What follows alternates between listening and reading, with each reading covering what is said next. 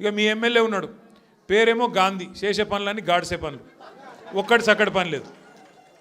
11 ఎకరాలు కబ్జా పెట్టిండు కుత్బుల్లాపూర్లో, 11 ఎకరాలు కబ్జా పెట్టిండు.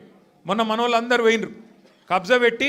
ఇప్పుడు ఆ కబ్జా పెట్టిన భూమి కోసం మీరు గెలిపిస్తే బీఆర్ఎస్ పార్టీలా అందులో పోయి చొరవడ్డాడు. ఎంత గలీజ్ అంటే పరిస్థితి, వీళ్ళ పరిస్థితి ఎట్లా తయారైందంటే ఎమ్మెల్యేలది మన పార్టీలోకి వెళ్ళిపోయి ఆ పార్టీలో చేరినోళ్ళది.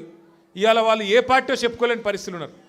ఏమాయిరాబాయ్ నువ్వు కాంగ్రెస్ పార్టీ బీఆర్ఎస్ పార్టీ అంటే ఎమ్మెల్యేలు స్పీకర్ గారికేమో మేము బీఆర్ఎస్ పార్టీ అని ఉత్తరం రాస్తున్నారు, బయటనేమో కాంగ్రెస్ కండువాలు వేసుకొని తిరుగుతున్నారు.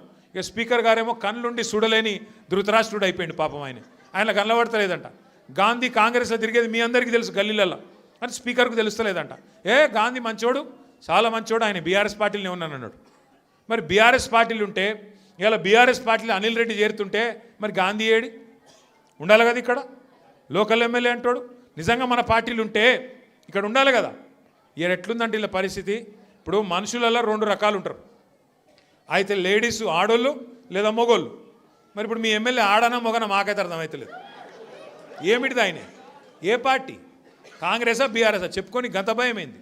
ఏమవుతుంది, ఎక్కువ పదవి పోతే ఎలక్షన్ కోదాంపా. మరి నువ్వు ఇంతపాటు సిపాయి అయితే నీ ఇచ్చా నువ్వే నీ సొంత ఫేస్ వాల్యూ మీద గెలిచుంటే రా శేర్లింగంపల్లికి రా చూసుకుందాం. మళ్ళీ వచ్చి రాజీనామా పెట్టి నిలబడు, ఎలక్షన్లో తెలుస్తుంది శేర్లింగంపల్లి జనం కేసీఆర్ దిక్కున్నారా నీ దిక్కున్నారని చెప్తాంపా.